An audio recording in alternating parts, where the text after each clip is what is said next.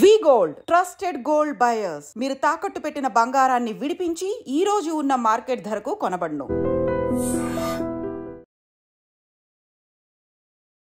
Hi, hello, నమస్తే, welcome back to I dream media. Telugu రాష్ట్రాల్లో ఎన్నో ఆత్మహత్యలకు కారణం ఈ బెట్టింగ్ యాప్స్ అనేవి. ఫ్యాంటసీ యాప్స్, బెట్టింగ్ యాప్స్ ఇవన్నీ కూడా చిన్నపిల్లల్ని, అంటే ఎవరైతే యంగ్స్టర్స్ ఉంటారో వాళ్ళ భవిష్యత్తుని తుడిచిపెట్టేస్తున్నాయి. దీన్ని ప్రమోట్ చేస్తున్న ఇన్ఫ్లుయెన్సర్స్కి అయితే బుద్ధి లేదనే చెప్పలేము. అయితే అసలు ఇండియాలో బెట్టింగ్ యాప్స్ మీద ఎలాంటి లీగాలిటీస్ ఉన్నాయి, ఎలాంటి లాస్ ఉన్నాయి, స్టేట్ గవర్నమెంటు చేయాల్సిన తీసుకోవాల్సిన నిర్ణయాలు ఏ విధంగా ఉంటాయి బెట్టింగ్ యాప్స్ మీద అనేది తెలుసుకుందాం. దీని మీద పోరాటం స్టార్ట్ చేసిన ప్రతి ఒక్కరికి కూడా ఐ డ్రీమ్ తరపు నుంచి అభినందనలు తెలియజేస్తున్నాము. ఒక మంచి కాజ్పై మీరందరూ నడుస్తున్నారు, దానికి సపోర్ట్గానే ఈ ఎపిసోడ్. ఈ విషయాలన్నిటిపై మనకి అవగాహన, అలాగే ఇన్ఫర్మేషన్ ఇవ్వడానికి, అవేర్నెస్ క్రియేట్ చేయడానికి మనతో ఉన్నారు లాయర్ కళ్యాణ్ గారు. సార్తో మాట్లాడదాం. నమస్కారం. నమస్తే అండి. కళ్యాణ్ గారు, అసలు ఈ బెట్టింగ్ యాప్స్, ఫ్యాంటసీ యాప్స్ ఇవన్నీ కూడా చాలా గందరగోళంతో పాటుగా ఒక రకమైన వీక్నెస్ని క్రియేట్ చేసినాయి యంగ్స్టర్స్లో. వాళ్ళు చదువుకొని స్కిల్ బేస్ మీద, వాళ్ళ నాలెడ్జ్ బేస్ మీద, ఇంటెలిజెన్స్ బేస్ మీద కష్టపడి డబ్బులు సంపాదించుకోవాల్సిన పిల్లలందరినీ కూడా చేతకాని వాళ్ళుగా మారుస్తున్నాయని చెప్పడంలో ఎటువంటి డౌట్ లేదు. అయితే అసలు ఇండియాలో బెట్టింగ్ యాప్స్కి సంబంధించి ఎలాంటి లాస్ ఉన్నాయి, అసలు ఇండియన్ లా ఏం చెప్తుంది బెట్టింగ్ యాప్స్పై? యాక్చువల్గా అండి, మనం అంటే లాలోకి పోయే ముందు ఫస్ట్ అసలు బెట్టింగ్ అంటే ఏంటి అనే దగ్గర దాని గురించి మనం మాట్లాడుకోవాలి. యాక్చువల్గా ఏమయ్యేది అంటే, ఇంతకుముందు ఇది ఒక గేమ్ ఆఫ్ ఛాన్స్ అనమాట, లక్ అనుకోవచ్చు. ఫస్ట్లో ఏముండేయంటే మనకు భారతదేశంలో కానివ్వండి, మన తెలుగు రాష్ట్రాల్లో కానివ్వండి, పేకాట అంటే అది ప్యూర్ లక్ మీదే ఉంటుంది. ఏ ముక్క పడుతుందో మనకు తెలియదు అనమాట. అట్లాగే ఈ జంతువుల మీద ఆడేవాళ్ళు, కోళ్ళ పందాలు, ఎడ్ల బండ్ల పందాలు ఇట్లాంటివి ఉండేవన్నమాట. సో అవేమయ్యాయి అంటే క్రమంలో వాటిలో ఏమవుతుంది అంటే డబ్బులు పెట్టేవాళ్ళు. ఎప్పుడైతే డబ్బులు పెట్టారో ఇంకా అది కొత్త పుంతలు తొక్కింది. ఇంకొక దారుణమైన కారణం ఏంటి అంటే, ఇది ఎక్కువగా ప్రబలడానికి సోషల్ మీడియా టెక్నాలజీ ఎక్కడైతే పెరిగిందో దాన్ని మంచిగా వాడుకోవడం పోయి నాశనం చేసుకోవడానికే వాడుకుంటున్నామని చెప్పుకోవచ్చు. ముఖ్యంగా దీనిలో ఎఫెక్ట్ అవుతుంది కూడా స్టూడెంట్స్. వాళ్ళకి తెలిసి తెలియక అదొక ఆకర్షణగా మారి దానివైపు వాళ్ళు ప్రభావం. చట్టాలు లేవా అంటే ఉన్నాయండి, గట్టి చట్టాలే ఉన్నాయి. యాక్చువల్గా సెంట్రల్ గవర్నమెంట్ దీని గురించి మామూలుగా 70s చట్టాలు చేసింది, అంతకు ముందే. కాకపోతే ఏంటంటే ఇందులో పవర్స్ వచ్చేలోపు స్టేట్స్కి ఇచ్చారనమాట. ఇది ఎప్పుడైతే కొత్త పుంతలు తొక్కుతూ ఉందో విదేశాలు కూడా మనీ లాండరింగ్ కూడా ఇందులో ఎంటర్ అయిందనమాట. వాళ్ళు ఏం చేస్తున్నారంటే, ఇండియా బేస్డ్ కానివి యాప్స్ కొన్ని ఎక్కువ వాడుకుంటుంది ఈస్టర్న్ కంట్రీస్ అండి. అంటే లైక్ వియత్నాం, కాంబోడియా అలాంటి చోట్ల. ప్లస్ అక్కడ జనరల్గా ఏంటి అంటే వరల్డ్లో ఎక్కువ మంది జనాలు ఉంది. ప్లస్ ఈ సోషల్ మీడియాకు అలవాటు పడి అమాయకులైన ప్రజలు అంటే మన భారతీయులే. కాబట్టి ఇక్కడ మన డిఫరెంట్ స్టేట్స్ నుంచి అన్ని లాంగ్వేజెస్ వాళ్ళు హైర్ చేసుకుంటున్నారు, విదేశాల్లో ఉద్యోగాలు అని చెప్పేసి అట్లా. సో ఇది ఎట్లా మారిపోయింది అంటే, రెండు కోణాలు ఉన్నాయి ఇక్కడ. ఆడి బాధితులు ఒకటైతే, ఎవరైతే దీనికి ఎంప్లాయ్మెంట్ కోసం విదేశాలకు వెళ్తున్నారో వాళ్ళ బాధ ఇంకా వర్ణనాతీతం అండి. అక్కడ తీసుకెళ్తారు. ఈ చైనా వాళ్ళు ఎక్కువ ఈ యాప్స్ నడిపించేది. వీళ్ళు తీసుకెళ్ళి అక్కడ ఉద్యోగం అని చెప్పేసి ఆ రూముల్లో పెట్టేసి వాళ్ళకి ఫుడ్ పెట్టకుండా మన తెలంగాణ గవర్నమెంట్ కూడా చాలామందిని అట్లా వెనక్కి తీసుకొచ్చింది. ఇది ఇప్పటి వరకు ఎవరికి తెలియని నిజం ఇది. చాలామంది ఇలా బెట్టింగ్ యాప్స్లో వర్క్ చేయడం కోసం అని వెళ్ళి వాళ్ళ ప్రాణాలు పోగొట్టుకున్న వాళ్ళ సంఖ్య కూడా ఎక్కువనే చెప్పాలి. కళ్యాణ్ గారు, మీరు ఇక్కడ ఒక విషయాన్ని తీసుకొచ్చారు ముందుకి. Game of skill, game of chance అనేది బెట్టింగ్లో ఉంటుందని చెప్పేసి. ఏ రకంగా చూసుకున్నా కూడా మన స్టేట్స్, ముఖ్యంగా తెలుగు రాష్ట్రాలు, ఆంధ్రప్రదేశ్, తెలంగాణలో గేమ్ ఆఫ్ స్కిల్ పరంగా చూసుకున్న బెట్టింగ్ యాప్స్ అయినా, గేమ్ ఆఫ్ ఛాన్స్ పరంగా చూసుకున్న బెట్టింగ్ యాప్స్ రెండూ కూడా బ్యాండేనా, లేకపోతే వాటిని లీగలైజ్డ్గా ఉన్నాయా? ఇక్కడ మనం రియల్గా అప్రిషియేట్ చేయాలండి తెలుగు రాష్ట్రాల పోలీసుల్ని, తెలుగు రాష్ట్రాల ప్రభుత్వాలని. ఇది ఏ గవర్నమెంట్ అయినా కూడా ఇన్స్పైట్ ఆఫ్ పార్టీస్, ఈ మన పిల్లలు వాటికి ఆకర్షితులు అవుతున్నారని తెలిసి ఈ ప్రభుత్వాలు వెంటనే బ్యాన్ చేశాయండి. ఇప్పుడు ఇండియాలో కొన్ని రాష్ట్రాల్లో అది లీగలే, వేరే తెలుగు రాష్ట్రాల్లో స్ట్రిక్ట్గా అణిచివేస్తున్నారు. ముఖ్యంగా మన హైదరాబాద్ సైబరాబాద్ పోలీసులు ఇక్కడ ఎక్కువ కూడా ఉంటుంది అన్నమాట. పిల్లలు ఎక్కువ కాబట్టి కాలేజీ పిల్లలు వాళ్ళు దాంట్లో ఇన్వాల్వ్ అయ్యారు అన్నా కూడా, యాప్స్ వచ్చాయన్నా కూడా చాలా తీవ్రంగా రియాక్ట్ అవుతున్నారు వాళ్ళు. అది రియల్గా అప్రిషియేట్ చేయాల్సిన విషయం. మొన్న ఎవరైతే ఇప్పుడు ఇందాక మనం మాట్లాడినట్లు ఈ జాబ్ల కోసమని ఈ కాంబోడియా ఇట్లా తీసుకెళ్లారో వాళ్ళని కూడా వాళ్ళు ఒక కంప్లైంట్ ఎట్లా ఒక వీడియో రిలీజ్ చేశారు. వాళ్ళు వెంటనే రియాక్ట్ అయిపోయి వాళ్ళు మొత్తాన్ని అక్కడ విదేశాలతోటి వాళ్ళ మన మినిస్ట్రీ మాట్లాడి విదేశాంగ శాఖ ఇన్వాల్వ్ అయ్యి చాలా క్విక్గా రియాక్ట్ అయ్యారండి ఈ విషయంలో. ఎందుకంటే మన ఇప్పుడు విద్యార్థులే మన భవిష్యత్తు అన్నమాట, దేశ భవిష్యత్తు. ఈ సోషల్ మీడియా అది నివారించాలన్నా గుర్తించాలన్నా కూడా పెద్దవాళ్ళు ఏం చేయాలి అంటే ఈ బెట్టింగ్ యాప్స్ అనేది ఫస్ట్ సరదాగా మొదలైద్దండి. అదేదో ఒక ఆటలాగా మొదలైద్ది, కామెడీగా మొదలైద్ది. వాళ్ళు కూడా ఏం చేస్తారంటే 100 పెడితే 500 ఇస్తారు ఫస్ట్, జస్ట్ అది ఎరేయడం అంటారు అనమాట. వాడికి తర్వాత వేలు పోగొట్టుకుంటుంది గుర్తుండదు, కానీ అప్పుడు 100 పెడితే 500 వచ్చిందే గుర్తుంది. మనలాంటి వాళ్ళం చెప్పినా వరే వద్దురా బాబు ఇది నువ్వు దెబ్బతింటావన్నా కూడా ఈయనకేం తెలుసు నాకు 500 వచ్చింది అన్న దీంట్లో ఉంటాడు. ఆ కాన్ఫిడెన్స్ వాళ్ళు కలిగిస్తారు. అంటే ఈ బెట్టింగ్ యాప్స్ అనే వాటి వల్ల మన డబ్బులు పోతాయని తెలిసి కూడా చాలామంది బెట్టింగ్ యాప్స్లో ఆడడానికి ఇంకా ఎక్కువ ఇంట్రెస్ట్ చూపిస్తారు. మీరు చెప్పిన రీజన్ ఒకటి అయి ఉండొచ్చు, బహుశా వచ్చిన డబ్బులు మాత్రమే కనిపిస్తుండొచ్చు. అయితే ఇది ఎలా ఉంటుందంటే సిగరెట్ తాగేవాడికి అది హానికరం అని చెప్పినా కూడా దాన్ని ఎలా వదలలేడో, ఒక మత్తు కింద ఎలా మారిపోతుందో బెట్టింగ్ యాప్స్ కూడా ఎలా మారిపోయడంలో ఎటువంటి డౌట్ లేదు. అయితే ఇది ప్రమాదకరం అని తెలిసి కూడా బెట్టింగ్ ఆడేవాళ్ళు ఒకవైపు అయితే, ఇది ప్రమాదకరం అని తెలిసి దీన్ని ప్రమోట్ చేసేవాళ్ళు ఇంకొక రోగం కింద మారిపోయారు అన్నమాట వీళ్ళంతా. సో వీళ్ళ గురించి ఏం చెప్తారు? ఇలాంటి వాళ్ళపై ఇండియన్ లా ఏం చెప్తుంది? ఎలాంటి శిక్షలు పడే అవకాశం ఉందంటారు బెట్టింగ్ ఆడే వాళ్ళకి, బెట్టింగ్ ప్రమోట్ చేసే వాళ్ళకి? బెట్టింగ్ ఆడడం కానివ్వండి, ప్రమోట్ చేయడం కానివ్వండి, ఆడించడం కానివ్వండి, ఇవన్నీ కూడా చట్టరీత్యా నేరాలే. ఒక్కసారి కానీ ఎవరైనా దాన్ని ప్రమోట్ చేసినా ఆడించినా కూడా సంవత్సరం వరకు జైలు శిక్ష పడుతుందండి. మొదటిసారి అయితే 1 ఇయరే ఉంది దీనికి శిక్ష, ప్లస్ 5,000 ఎంత నామినల్ ఫీజు. అది అంటే శిక్ష ఎంత తక్కువగా ఉన్న వాళ్ళేనా అంటారా? అది కూడా వన్ ఆఫ్ ద రీజన్స్ అండి, డెఫినెట్గా వన్ ఆఫ్ ద రీజన్. అది చట్టం అదే అండి. ఇది కొత్త పుంతలు తొక్కుతున్నప్పుడు ప్రభుత్వం నిర్ణయం తీసుకొని దానికి అనుగుణంగా ఏమేమి జరిగాయి, ఏమేమి నష్టాలు జరిగాయని దాన్ని బట్టే ఒక చట్టం చేయడం జరుగుతుంది. అంటే ఒక ఫేమస్ ఇన్ఫ్లుయెన్సర్ రీసెంట్గా చేసిన ఒక వీడియోలో విత్ ప్రూఫ్స్తో సహా దాదాపు ఒక 21 మంది ఇన్ఫ్లుయెన్సర్స్, తెలుగు ఇన్ఫ్లుయెన్సర్స్ అనేవాళ్ళు స్టిల్ ఇప్పటికి కూడా బెట్టింగ్ యాప్స్ ప్రమోట్ చేస్తున్నారు.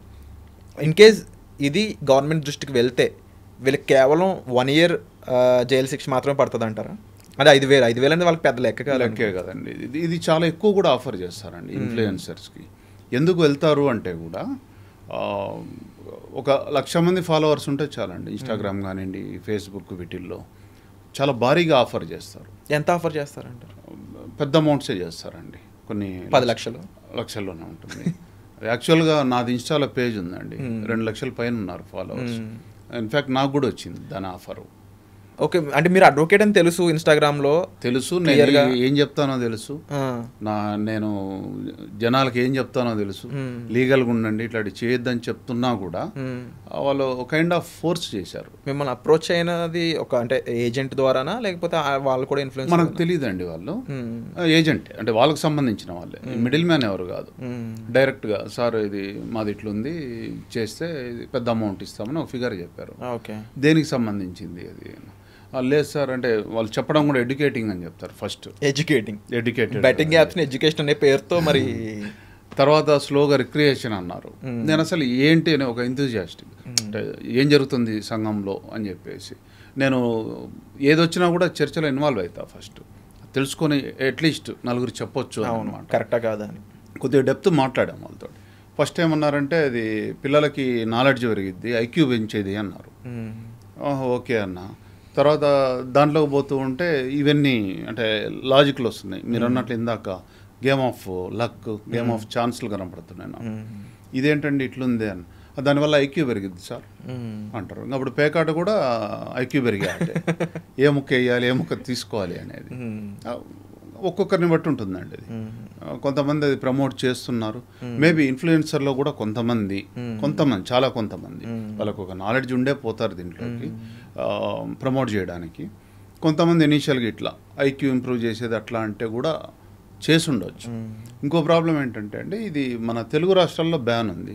ఇప్పుడు సిక్కిం, గోవా ఇక్కడ అది లీగలే. అది గోవాలో లీగల్ అని విన్నాను, సిక్కింలో కూడా లీగల్. సిక్కింలో కూడా అంటే మనంత తీవ్రంగా లేదండి, కొంతవరకు ఉంది. అంటే క్యాసినో లాంటి గేమ్స్ సైతం గోవాలో ఆడుకోవచ్చు, గోవాలో అలౌడ్ అండి. అది కంప్లీట్గా గేమ్ ఆఫ్ లక్కే.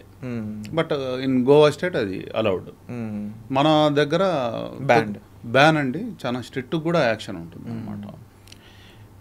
అంటే లాయర్ గారు ఇప్పుడు ఆల్రెడీ ఇక్కడ ప్రమోట్ చేస్తున్న వాళ్ళు ఫస్ట్ టైం దొరికితే 1 year జైలు శిక్ష అన్నారు కదా, రెండోసారి దొరికితే 2 ఏళ్ళు జైలు శిక్ష అండి. అది మూడోసారి దొరికితే పెనాల్టీ ఉంటుంది. ప్రస్తుతానికైతే అంతవరకే. అంటే ఓ రకంగా నాకు అనిపిస్తుంది శిక్షలు కూడా ఇంకా కఠినంగా మారాల్సిన అవసరం 100% అండి. 100%. అదే అండి, ఇందాక ఇవేమవుతుందంటే ఈ కొత్త పుంతలు తొక్కుతున్నప్పుడు ప్రభుత్వము దానికి అనుగుణంగా నిర్ణయాలు తీసుకోవడానికి కొంత టైం పడుతుంది. వీళ్ళు చట్టం చేయడానికి కూడా ఏమేమి నేరాలు రికార్డ్ అవుతున్నాయి అనే దాన్ని బట్టి ఈ పోలీస్ శాఖ నుంచి వచ్చే రిపోర్ట్ను బట్టి హోంశాఖ వాళ్ళు రికమెండ్ చేస్తే, సో ఇది హై టైం అని చెప్పొచ్చు. హై టైం అండి ఇది.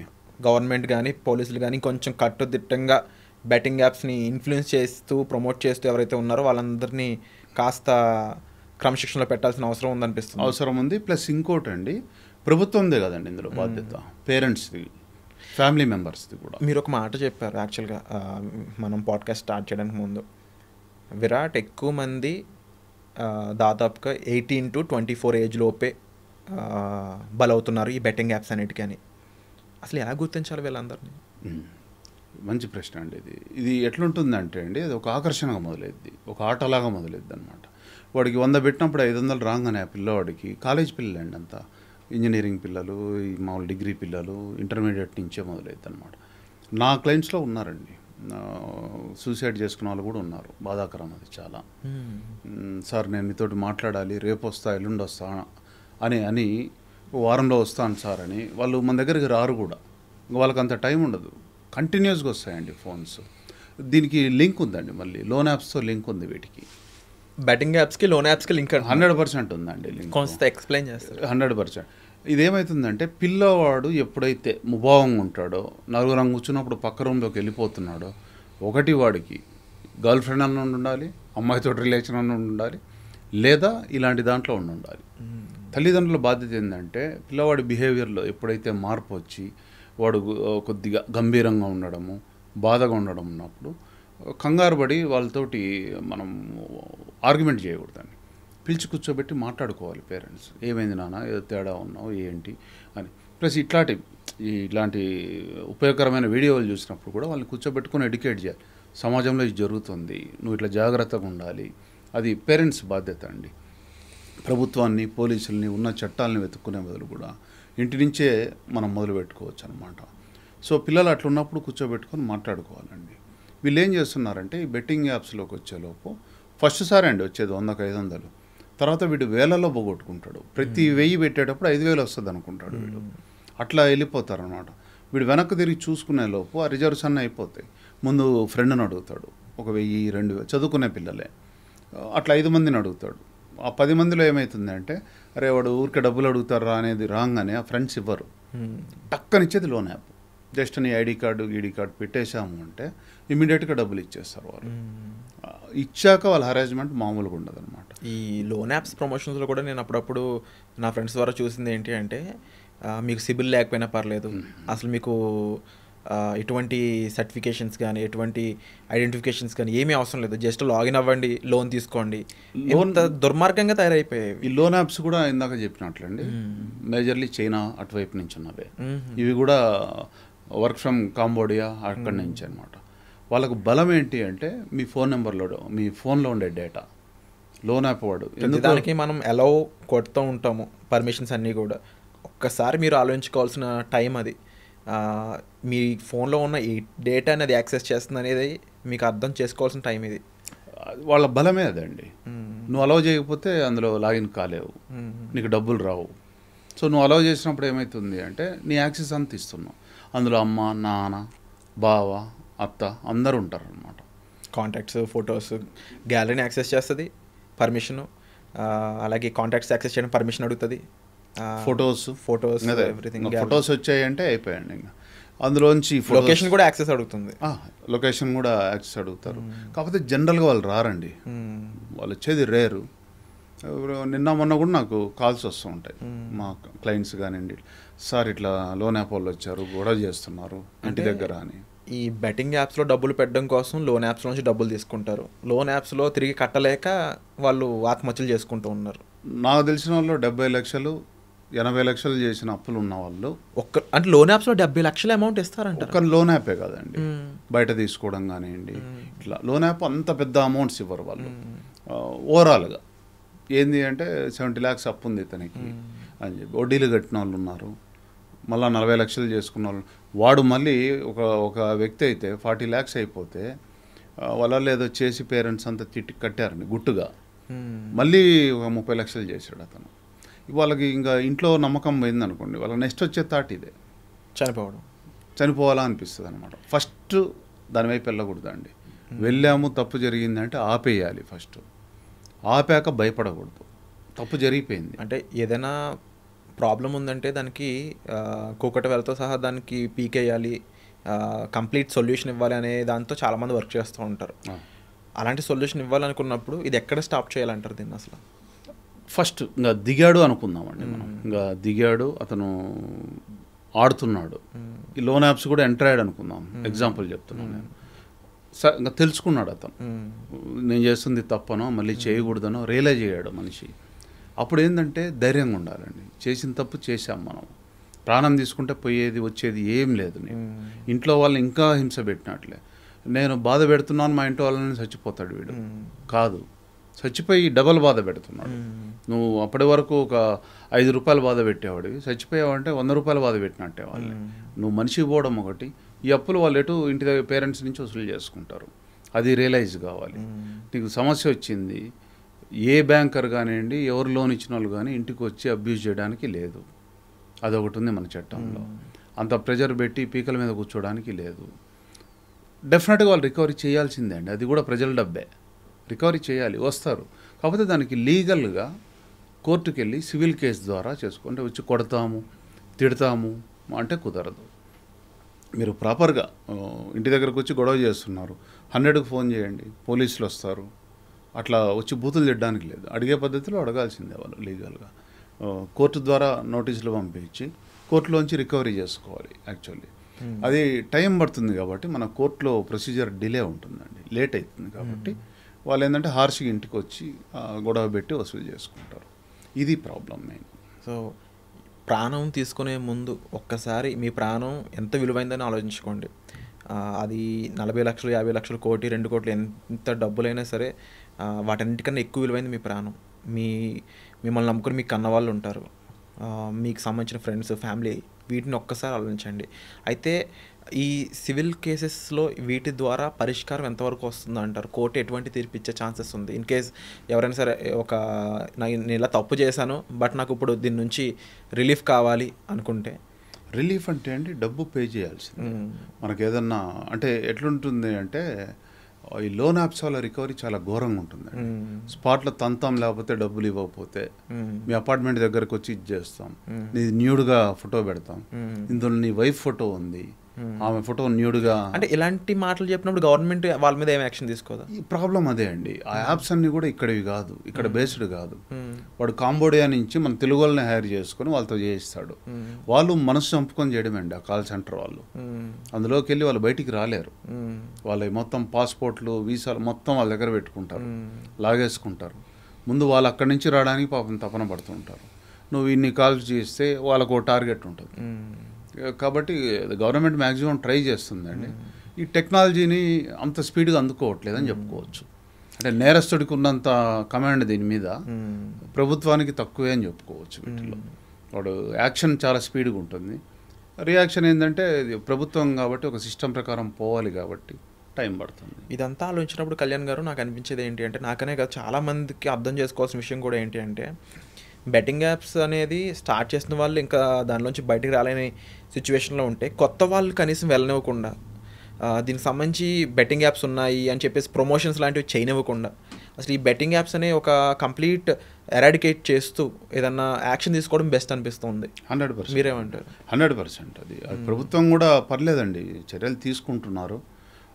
అంటే నాకు ఒక ఇన్ఫ్లుయెన్సర్ ఎంత ధైర్యంగా చెప్పాడంటే ఒక వీడియోలో, నాకు యూట్యూబ్ నుంచి వస్తున్న అమౌంట్ కేవలం ఇంతే, 1 లక్ష 2 లక్షలు వస్తుంది, నాకు సరిపోదు, సో నాకు వేరే ఆప్షన్ లేదు కాబట్టి నేను బెట్టింగ్ యాప్స్ ప్రమోట్ చేస్తున్నానని చెప్పే అంత సిచ్యువేషన్ ఎందుకు వచ్చింది అంటారు? అతనికి అంత ధైర్యం ఏంటి? దాని బదులు దొంగతనం చేసుకోవచ్చండి, దారి దోపిడీ చేయొచ్చు కదా.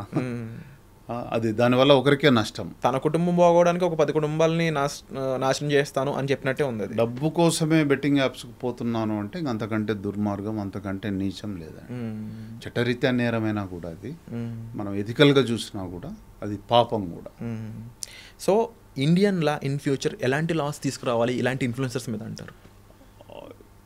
అంటే బెట్టింగ్ యాప్స్ ప్రమోట్ చేయడం గురించి అంటారండి, కఠిన చర్యలు తీసుకోవాల్సిందే అండి. 1 year 2 years అట్లా కాకుండా ఒక భయం అనేది క్రియేట్ చేయగలగాలి.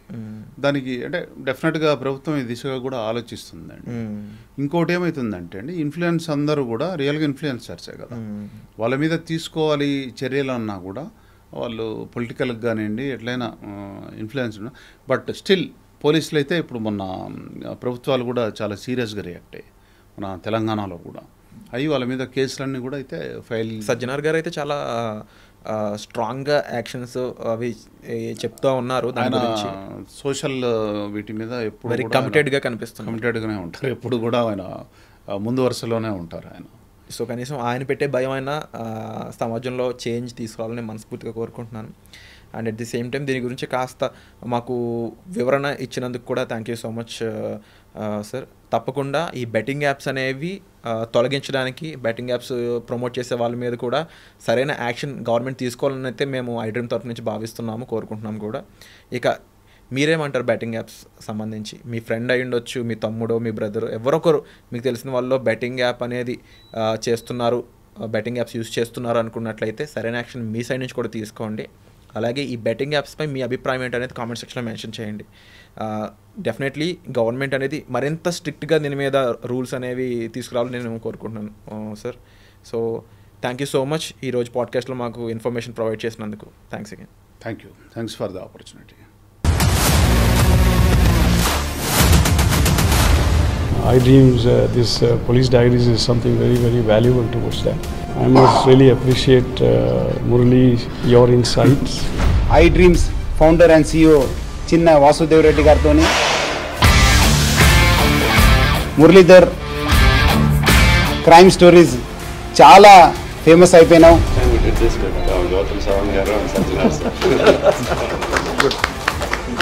Well done. Congratulate him for doing so well. And I congratulate him, his boss also, for doing so well.